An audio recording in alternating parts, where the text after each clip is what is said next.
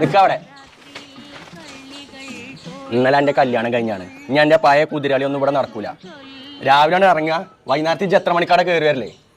അന്യ തറവാട്ടിൽ നിന്ന് ഒരു പെണ്ണിങ്ങോട് വന്നതാണ്. ഇനിയും എൻ്റെ കുതിരാളി നിർത്തിക്കോ. അന്നെ നന്നാക്കാൻ വേണ്ടിയിട്ടാണ് ഞാനിപ്പോൾ പെണ്ണ് കെട്ടിച്ചെന്നത്.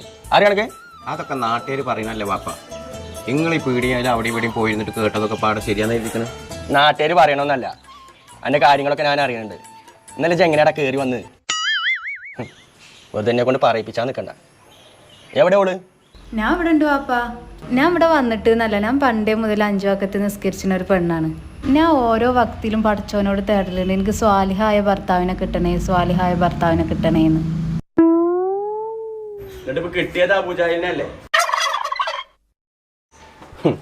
ഒരു സാലിയായ ഭർത്താവ് വന്നിക്കണം. കല്യാണ രാത്രിയിൽ പള്ളികൾ തോഴിമാർ